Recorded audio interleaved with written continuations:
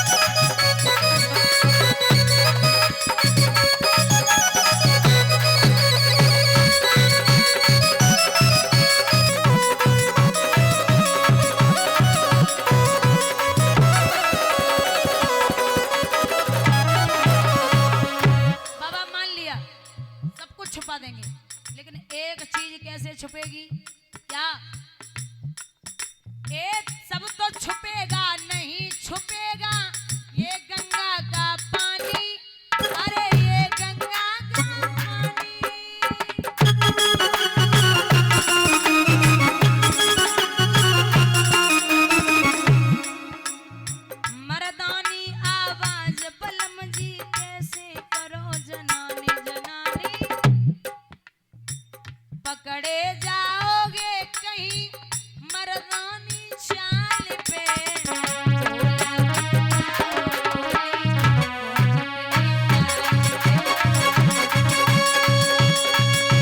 बाबा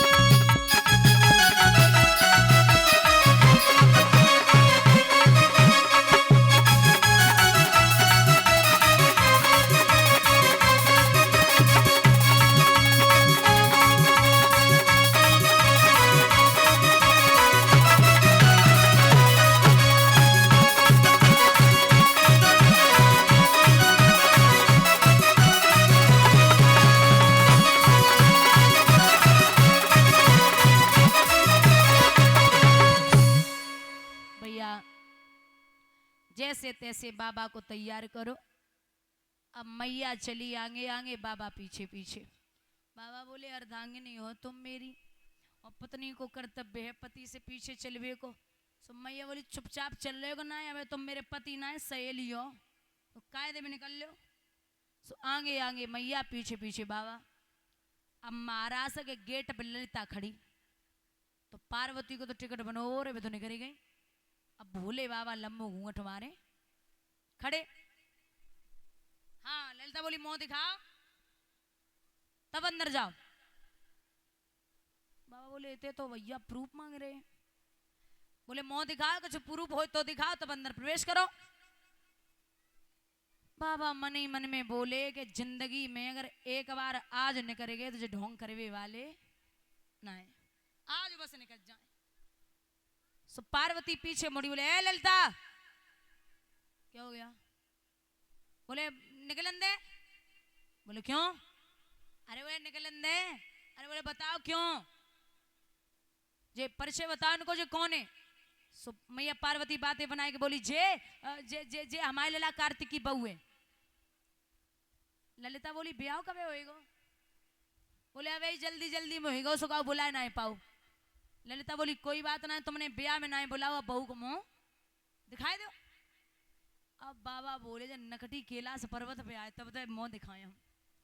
पार्वती बोली कि दिमाग खराब है, बहुवन के मुंह को बाजार हट रास्ता चलते देखे जामे, बहुवन के मुंह घर पे देखे जामे, 500 1000 2000 रुपया दे तब बहू को मुंह देखो। बोले बात तो ठीक है। अब तो हम तो तुम्हारी सहेली हैं, तुम तो अबे हमें दिखा सकती हो।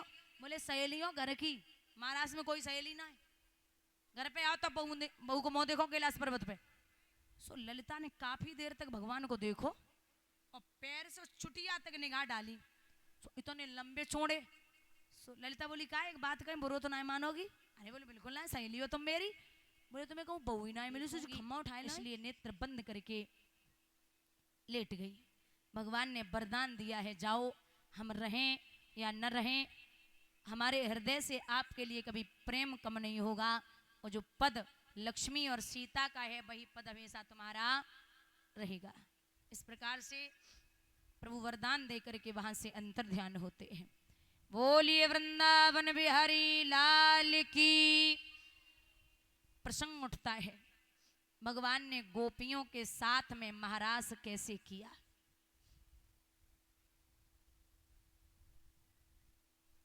सबसे पहली बात कि जो गोपियां भगवान की बड़ी प्रेम पुजारिन थी। अभी अभी आए तब समझाया था कि संत हैं पूर्व जन्म के।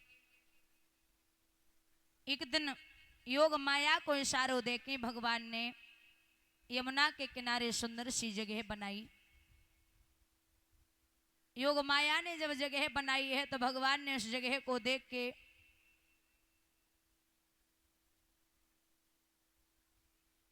होठों पे बंसी रखी और बजाना प्रारंभ कर दिया।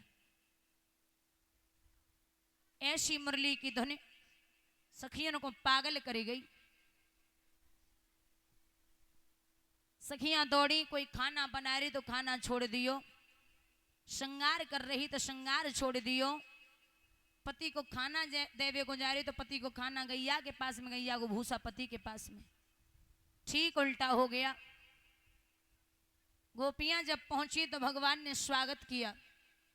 स्वागतम वो महाभागाम प्रियम किम करवाणव ब्रश्यानामयम कच्चिता भूतागमन कारणम।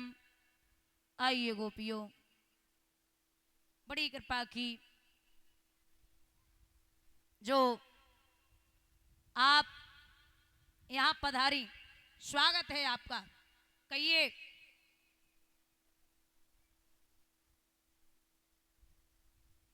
कैसे आना हुआ?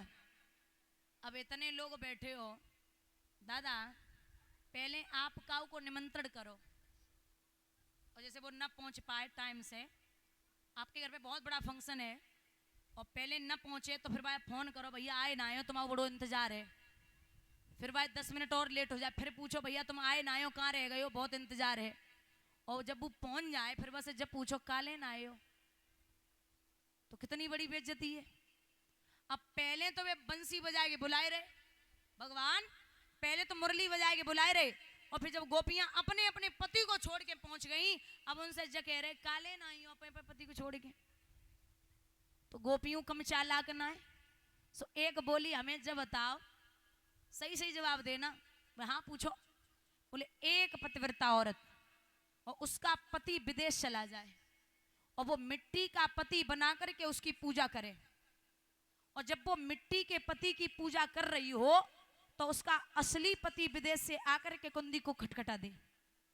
1 साल से मिट्टी के पति की पूजा कर रही हो और 1 साल बाद असली पति कुंदी को खटखटा दे, तो आप ये बताइए नाथ, वो असली के लिए दरवाजे खोले या जो नकली मिट्टी का है उसकी पूजा करती रहे? भगवान बोले 1 साल से मिट्टी के पति की कर रही, वो नोकल है, नकली है वो। अब हम कह रहे हैं कि जब असली पति आएगा तो नकली की क्या जरूरत है?